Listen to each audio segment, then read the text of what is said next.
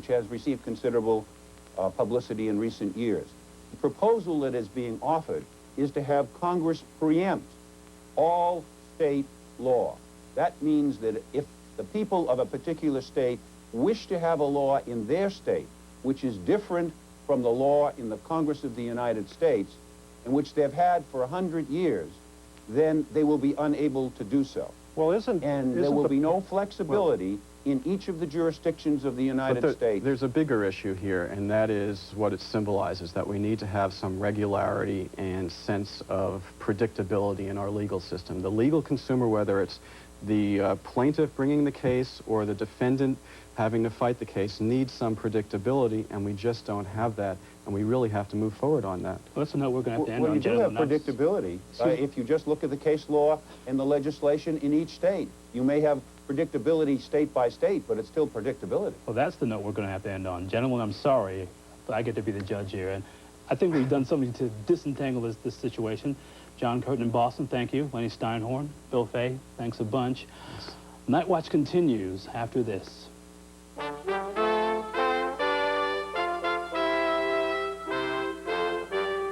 Try them now. Try them all. Try them absolutely free. They're America's exciting love lines. 3 great ways to meet by phone, and you can try them all right now for free. For ladies' home phone numbers, call 1-900-646-0004. Try it free. To meet guys and gals, call 1-900-646-0005. Try it free. For dream dates, call 1-900-646-0006. Try it free. Try all 3 for free. They're America's exciting love lines. You've seen them in newspapers, magazines, and on TV. Now, try them for free. Make that connection, meet that special someone for love, for romance, and now try them for free. Just pick up your phone. For ladies' home phone numbers, call 1-900-646-0004. For guys and gals, call 1-900-646-0005. For dream dates, call 1-900-646-0006. Try them now, try them all, try them absolutely free. They're America's exciting $15 love lines with the first minute free. Call now, adults only.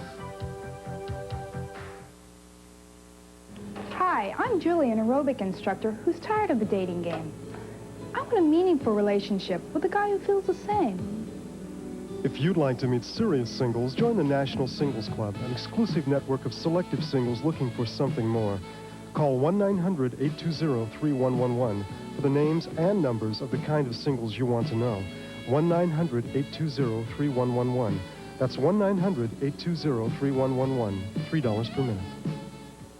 They're America's exciting love lines. 3 great ways to meet by phone, and you can try them right now for free. For ladies' home phone numbers, call 1-900-646-0004. Try it free. To meet guys and gals, call 1-900-646-0005. Try it free. For dream dates, call 1-900-646-0006. Try it free. Try all 3 for free. They're America's exciting $15 love lines with the first minute free.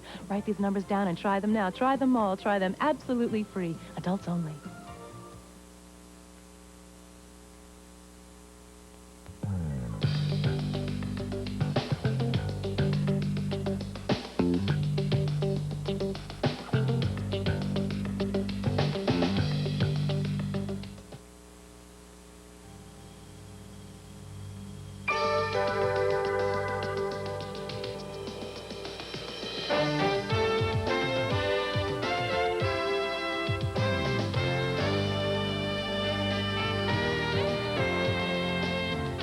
Still to come on Night Watch, the dark side of human nature, solving a 47-year-old mystery, and the Sultan of Software. Now in Washington, here is Night Watch guest anchor, Elvis Mitchell. Dr. Anthony Storr believes that there is good in every person. He also believes that the good is counterbalanced and sometimes overwhelmed by man's seemingly limitless capacity for violence, destructiveness, and evil. Dr. Storr is a psychiatrist and professor emeritus at Oxford University. He has studied the dark side of human nature ever since the end of World War II, when the magnitude of the Nazi Holocaust became known. He has written a book entitled Human Destructiveness. It is a disturbingly thorough catalog of the potential for violence that we all share. Dr. Storr now joins us from London. Hello, Dr. Storr. Hello. Well, thank you for joining us. You know, I read your book and it makes me think of Dr. Oliver Sacks and doctors who sort of take certain conditions and kind of roll them around on their tongue and sort of savor and get a full feeling for it. And in reading the opening of the book, when you talk about seeing the films that came out of Nazi Germany and just the overwhelming effect it had on you, is that the specific catalyst for the book? Yes, I think so, eventually. If I look back on my youth, I think one of the things that horrified most people of my generation most was the newsreel films of Belsen at the end of the Second World War. I mean, one, of course, knew that human beings could be perfectly horrible to each other, that torture went on, that violence and genocide went on. But I think we still had the illusion that a civilized nation, in inverted commas civilized, like Germany, wouldn't behave like that, couldn't do such things. And then it raised the problems when you saw these piles of corpses and these terrible scarecrow-like figures wandering about the camps in this dreadful condition. It worried one because you thought, well, everybody who's taking part in this can't be abnormal, can't be psychiatrically classifiable as a psychopath or a sociopath or whatever. How is it that normal people can be persuaded to behave like this to other people? And I think that's a problem I've certainly not solved, but it's a problem which has probably preoccupied me to some extent ever since the end of World War II. But it wasn't a problem you were specifically setting out to solve, was it? I mean, it seemed more that your curiosity had been piqued. And I'm wondering, in your teaching and your dealing with patients, if you would start to sort of discern certain patterns. You certainly discuss that sort of thing in the book. Well, certainly. I mean, everybody in my profession has come across chronically violent people, and every society has a proportion of people who fly off and become violent at very slight provocation. It's complicated now because drugs have made violence more common. It's complicated because alcohol plays a part in it. There are a lot of brain-damaged people about who are very violent and so on. Every society has to put up with a certain number of pathological individuals, but those aren't really the people that I'm most concerned with and most interested in. I mean, human beings are very peculiar in that they treat their own species much worse than any other animal treats its own species. I mean, you don't get, if wolves fight, you know, when one's defeated, it just rolls over on its back and it's let go. If we defeat our enemies, we tend to torture them to death or do other horrible things to them. Why is this? What is it about human nature? That's what's been preoccupying and puzzling me for years. Well, you, in the book, sort of go on about war offering, I don't know if liberating is exactly what I'm looking for, but a certain kind of incentive, or perhaps liberating is the word, unfortunately, in that it liberates people from a certain sort of civilized norms about their treatment of other human beings, doesn't it? Well, it does, but I think only if you start regarding the enemy as something quite alien or quite dangerous to yourself. I mean, in wartime, we are taught that killing is the right thing to do, as it were, and the patriotic duty, and that it's absolutely the duty of your own country to destroy the members of the other country. But even so, it's quite difficult to persuade people to do that in the first instance. I think the most horrible cruelties tend to occur when people, when the enemies, as it were, degraded or made to appear alien, subhuman, and that kind of thing. And a lot of countries, of course, have out-groups, sort of pariah groups that they treat very badly. But I think if you go back to the concentration camp thing, I mean, the Jews were painted in Germany as an international conspiracy of very powerful people who were out to defeat and undermine Germany, and all these Nazi myths of Aryan supremacy and so on made the Jews and other alien elements in the country out to be completely despicable. And then when they were rounded up and put into concentration camps, they were made to look even more despicable because they were not allowed to wash, they were not allowed to go to the toilet, so they covered themselves with shit, they smelt, they looked filthy, and it was quite easy to regard them as subhuman. And I think that's partly why it was possible to recruit people who would behave to them with the utmost cruelty. Is part of it, too, though, the fact that people tend to just accept, or certainly maybe there's less of that now, but mostly people tend to accept orders offered up from them from their government without sort of thinking about whatever these orders are. They tend to go along with that. There's that kind of nationalistic behavior anyway. Yes, I think that's the other great factor which makes people behave cruelly is the human tendency to obedience. I mean, you know, if we weren't obedient, we'd be in trouble. You can't run a country or even a town without having somebody giving orders and people tending to obey those orders. If a fire breaks out, you've got to have someone take charge and tell people what to do and assume that most people will be obedient. But that tendency to obedience has another side to it. And the experiments of Stanley Milgram in the States, so well known, the psychologist who persuaded people to give electric shocks, thinking that they were giving extreme pain to, Yes. you know, people. It was only too easy to persuade normal people to do that. And I think the obedience excuse has been the one offered by torturers and concentration camp guards and those sort of people the world over. I mean, they've said, I was only carrying out my orders, and that's gone as an excuse in the army, in the concentration camp, everywhere else. It is not now supportable because international law doesn't take obedience as an excuse for outrageous cruelty. Well, Dr. Storr, we'll certainly talk more about this in your book, Human Destructiveness, when Nightwatch continues after this.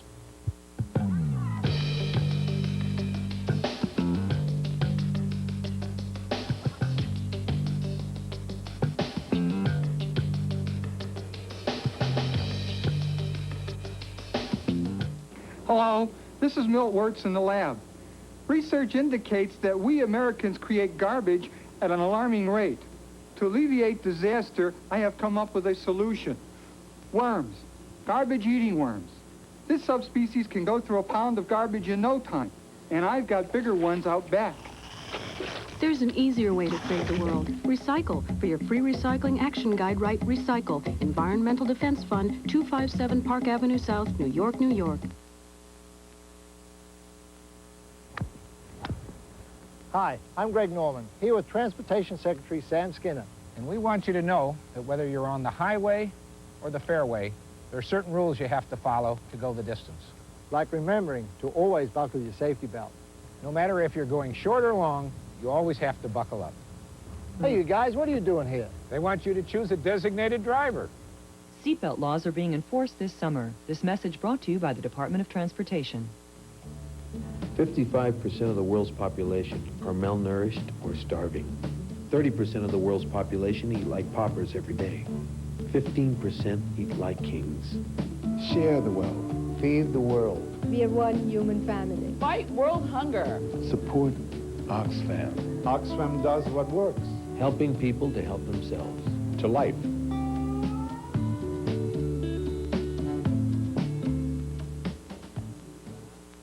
Hi, I'm Delta Burke with a very important message from the National Kidney Foundation. More than 20 million Americans have kidney disease. It can affect anyone at any age and claims over 80,000 lives each year. To learn more about the early warning signs or to get an organ donor card, call the National Kidney Foundation. We're taking kidney disease from treatment to cure.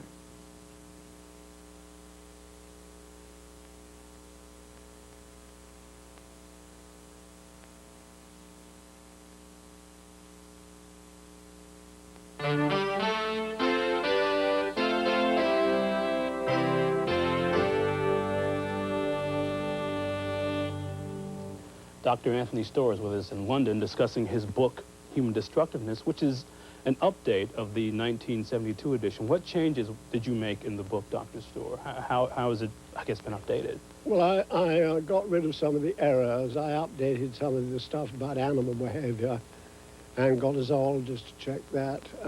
I added a last chapter and so on. But, I mean, broadly speaking, the outlook remains very much the same.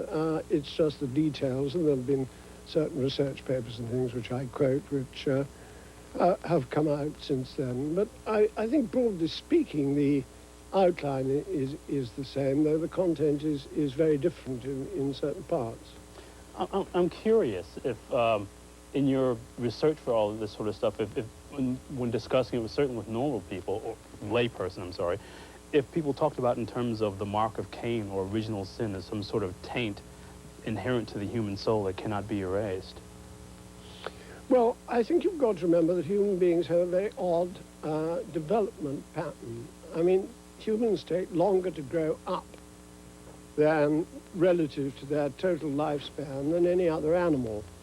I mean, you know, you spend your first 25 years wondering when you're going to get free of parental authority and school authority and that sort of thing. So we take a very, very long time to grow up. And for babyhood and our early years, we are totally at the mercy of our other adults.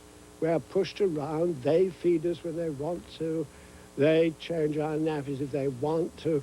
You know, we're totally in their hands. And I think one of the basic human fears is going back to a situation in which you're totally under the control of somebody else. And I also think that that appeals to people because they like to have total power over others. And I think this is one of the most sinister features of human nature, but it's not one that you can completely abolish because it is built into the way we develop to some extent. Well, you in the book discuss aggressive personality disorder. If you could talk about that for a bit, and I'm wondering... Well, I talked about that a little bit earlier, really, in a way, that aggressive personality disorder simply is one of these, I think, slightly phony psychiatric classifications.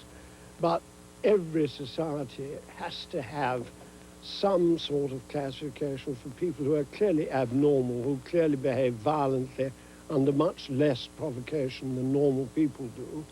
And as I say, some of those people are brain damaged, some of these are drunk. I mean, if we actually tripled the price of alcohol, we would reduce the amount of violence in society very considerably. And drugs is another cause, brain damage is another cause. There are all sorts of organic epilepsy, organic physical causes which make people more violent than normal.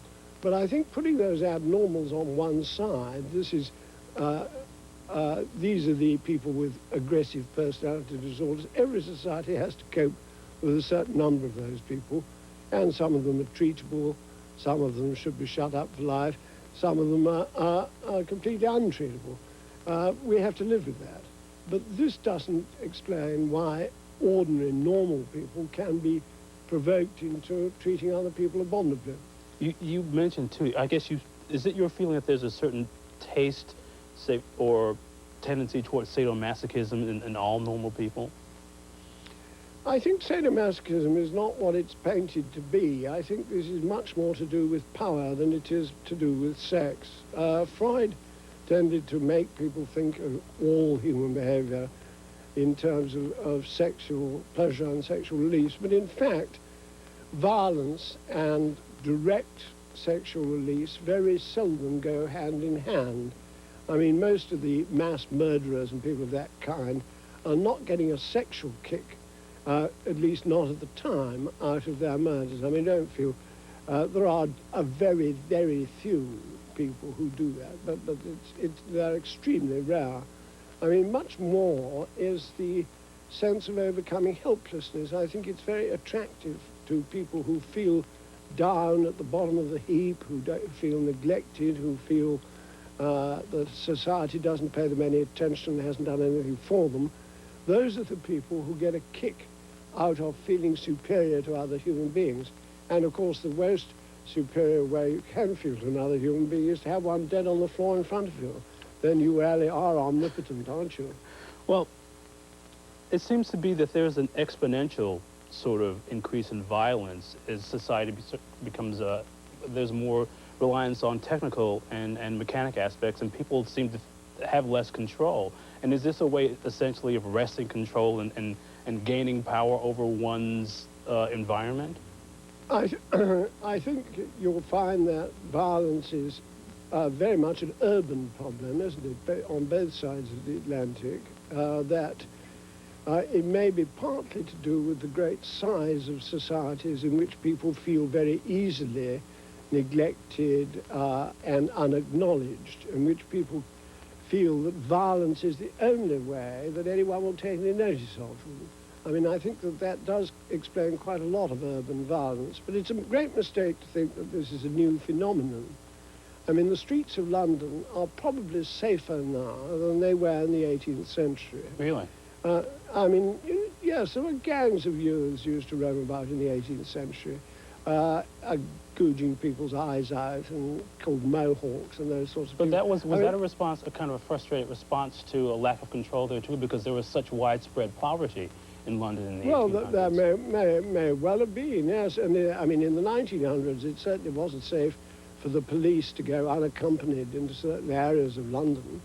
And I think that's probably still true today. But we happen to have been living, actually, through a rather peaceful period. I mean, my lifetime, when I was growing up as a boy and a young man, London was relatively safe. It's not quite as safe as it was then, but it's still not too bad compared with, say, even 1900. I mean, the idea that urban violence is a new phenomenon is total nonsense. It isn't. All right. Oh, thanks, Dr. Storr.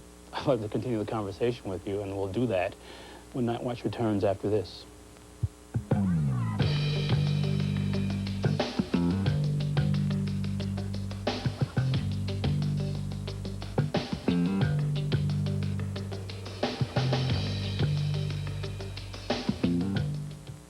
They're America's exciting love lines. 3 great ways to meet by phone, and you can try them right now for free. For ladies' home phone numbers, call 1-900-646-0004. Try it free. To meet guys and gals, call 1-900-646-0005. Try it free. For dream dates, call 1-900-646-0006. Try it free. Try all 3 for free. They're America's exciting $15 love lines with the first minute free. Write these numbers down and try them now. Try them all. Try them absolutely free. Adults only.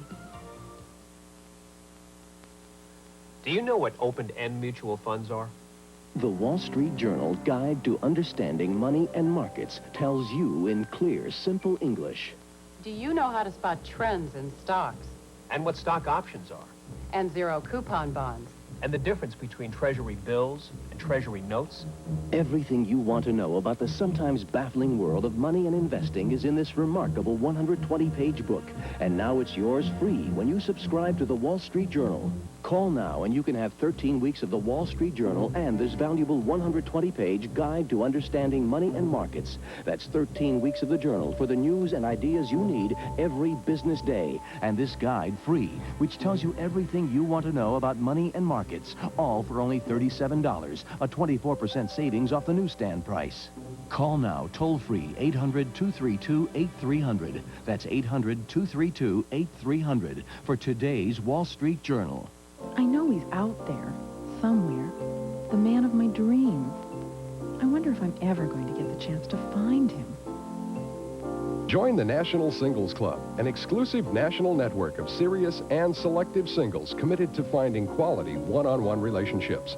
Call 1-900-820-3111. We may already have the name and phone number of the man of your dreams. Call 1-900-820-3111. $3 per minute.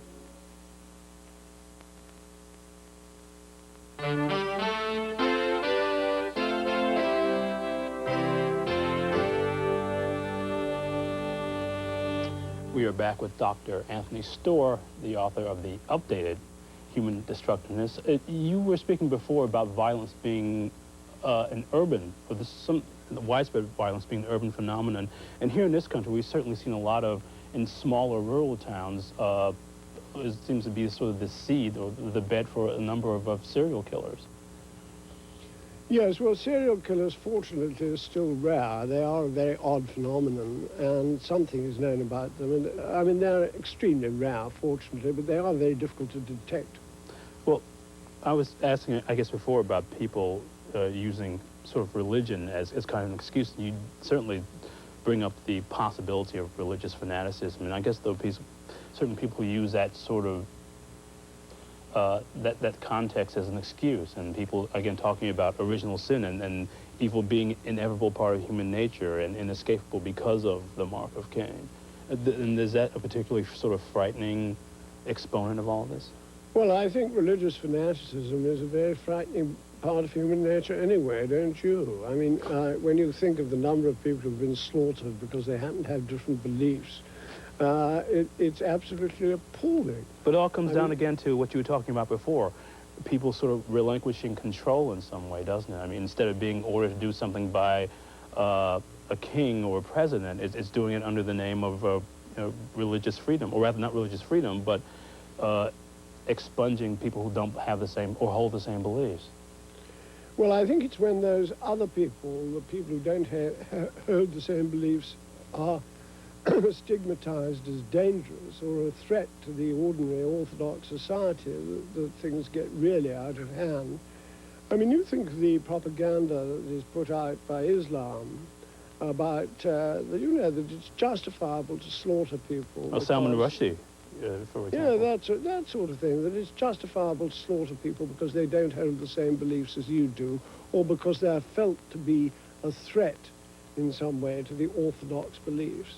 I mean, that's an appalling aspect of human nature, but it's a very deep-rooted one, and I think it's because human beings have a sort of fundamental insecurity, and if they do have a very cogent belief which makes sense out of the world for them, whether it's religious in conventional religious terms or not, they feel very threatened if anybody says, well, that's a lot of rubbish, you know.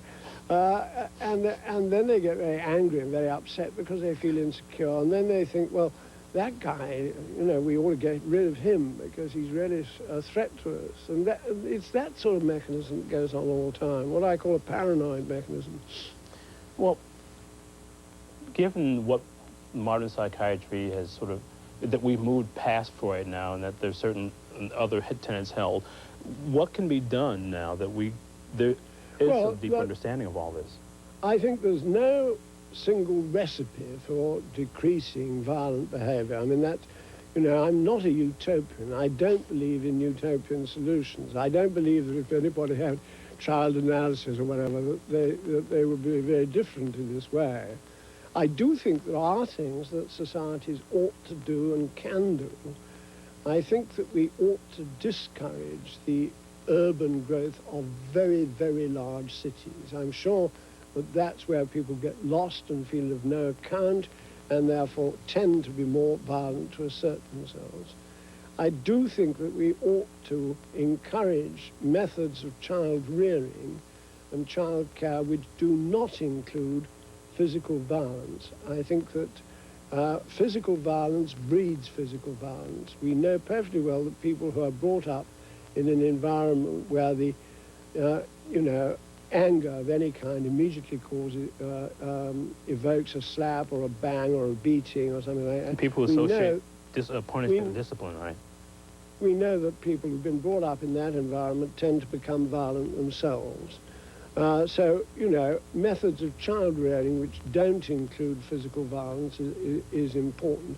Of course, in a utopian way, I mean, if everybody was brought up by loving parents who cared for them and valued them and made them feel good, there'd be less violence in the world. I think that's absolutely unlikely, but you can't make people behave like that, so that's very utopian.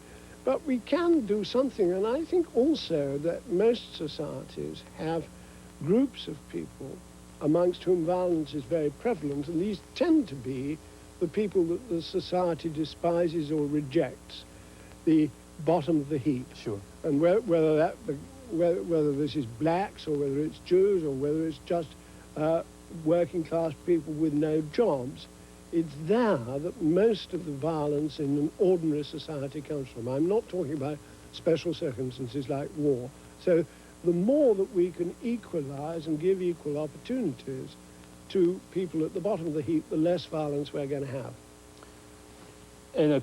Well, there tends to be, I guess, I would think, certainly more violence in the country, basically in this country, where there's, I think, a great deal more personal freedom and the perception that it's possible to move more from one strata of society to another, but that actual sort of freedom movement doesn't really exist.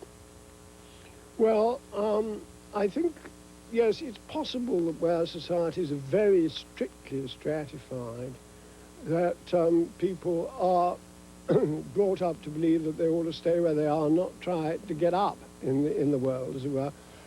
And certainly societies in revolution or upheaval tend to become more violent. I mean, when society raises the expectations of the poor and then disappoints them, that's a way in which violence certainly is provoked. But of course, the other thing that happens in your country particularly is the prevalence of guns. I mean, as soon as weapons become very easily available, you're going to increase the murder rate. There's no question about that. And I think your gun laws should certainly be reformed, and we all think that over here. Well, and all the criminologists I know in the States think that too. That it should be much more difficult to get guns. Yeah, I was just going to say a number of us think that here too, and I wish we had more time to talk about this. Certainly a lot of issues still to explore. Thank you, though, Dr. Storr. Dr. Anthony Storr, author of Human Destructiveness. And Nightwatch continues after this.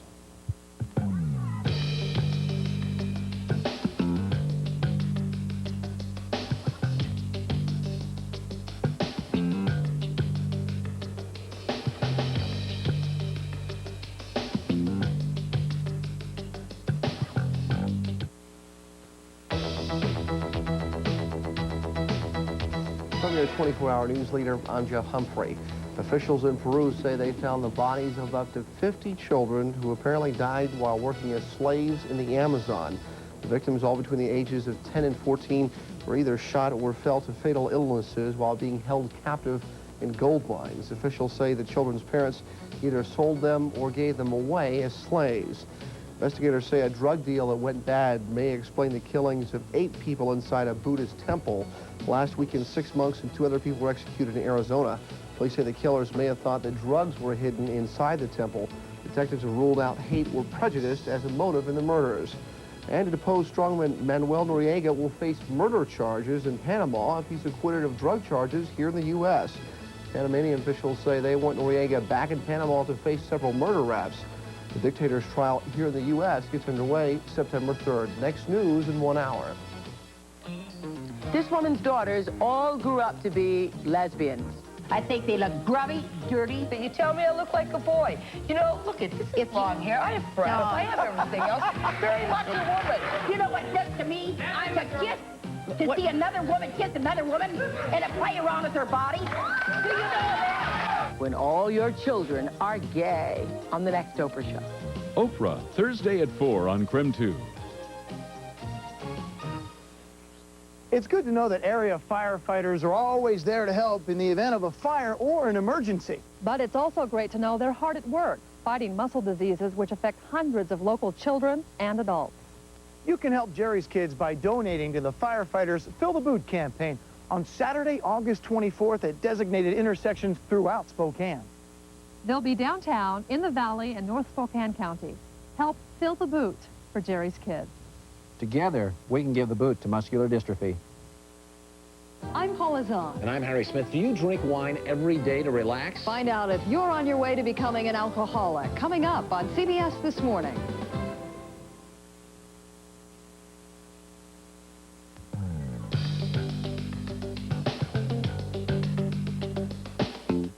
KREM 2, Spokane, Coeur d'Alene, your 24-hour news leader.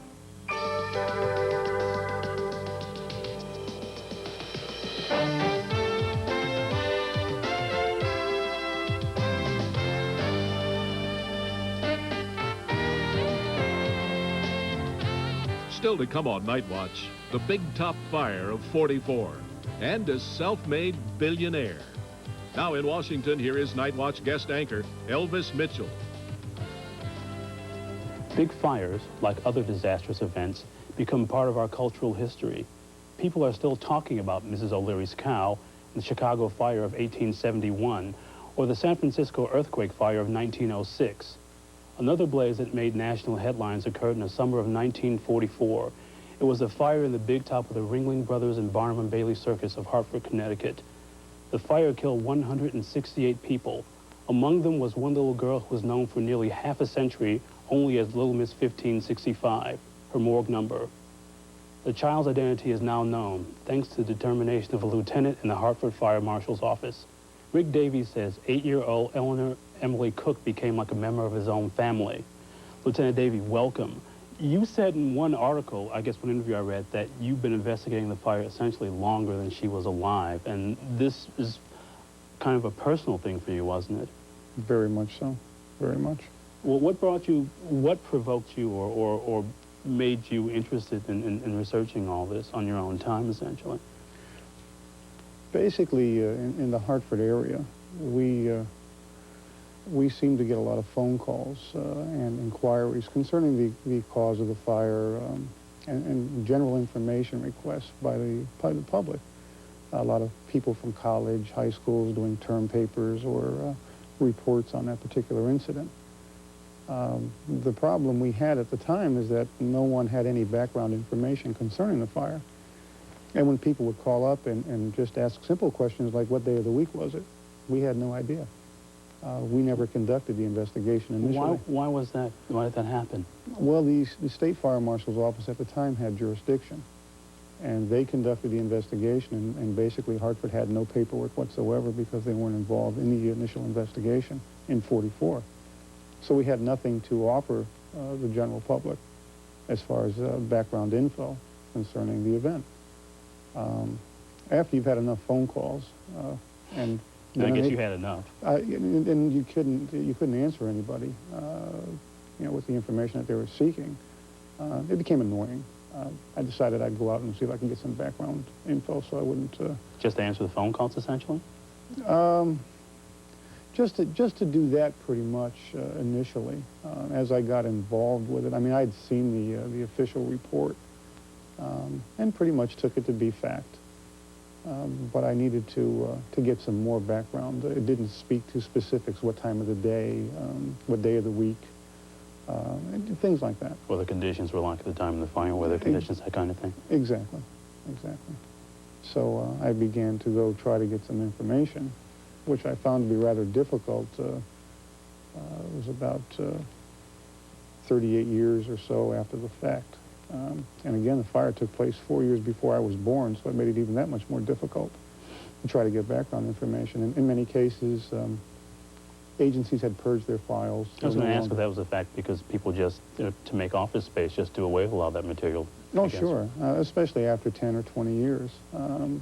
Now we're talking 38, 39 years before I get involved, and the possibility of having anything worthwhile becomes that much more diminished. Well, in fact, let's look at something, I guess, one of the first movie photos, which I guess you got from the newspaper, because maybe by that time they didn't really exist in the official files anymore.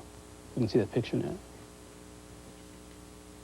And was this one of the first pieces of evidence you sort of encountered from the fire, this picture? I became familiar with that photograph probably at around 8 years old. I'm from Hartford, and this photograph is published both in the print media and on the airways, almost annually. Really? In a rehash of the anniversary of the fire. No one in our area can understand how it was that this little girl couldn't be identified. We all became familiar with what she looked like, and of course, being a member of the department, anything fire-related we take an interest in. And we also have this other picture of what she looked like before the fire here. And was this another, how did you come across this picture? I really don't recall where I got it from. I got a copy of that about 4 years ago. And somehow I knew, don't ask me how, that this was actually Eleanor. I had no name to go with the photograph. And the only other picture I had showing Eleanor was the classic morgue photo that you had shown here. Right. But I knew that they were one and the same. I just didn't know who she was. Well, you also have the picture of the family here, too. Eleanor with her two brothers, one of whom survived the tragedy. Mm-hmm. I guess it's her older brother just behind her there to the right. Donald is the oldest. He is the person that I ultimately contacted. Her younger brother, Edward, also perished in the fire. But it seems almost as if there was kind of a small town feel to all this, and that as you said, Hartford seemed to have been given a black eye by this kind of tragedy happening, I guess especially during the war. Agreed. From what I understand, and the people that I've talked to who were survivors of this incident, there was virtually no one in the city who wasn't affected in some way, either by the loss of family, the loss of friends, injuries to friends or relations. Everyone was touched in some fashion. You don't lose 168 people in one clip and not be affected. Well, when we come back, we'll talk more with Lieutenant Davey, who on his own took up the search for the mystery of Little Miss 1565, when Nightwatch continues after this.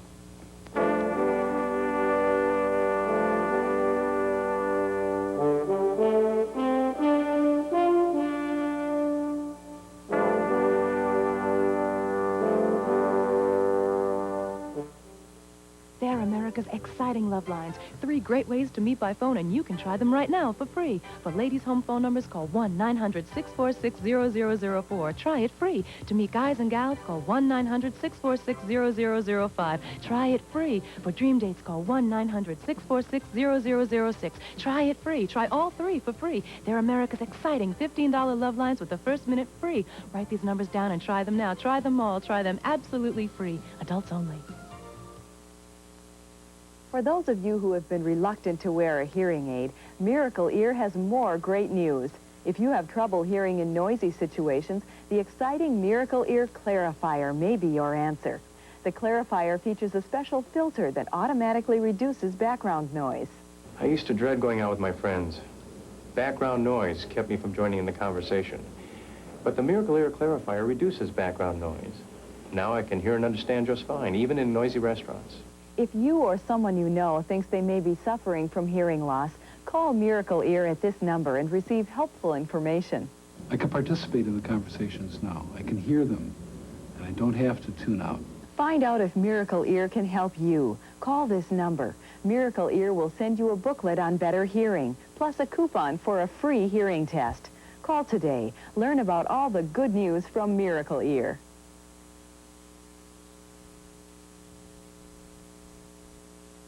I'm Greg. I'm in television production, and I love romantic evenings. I'd like to meet a woman that shares my interests, especially on commitment. Is this the kind of single guy you'd like to get to know?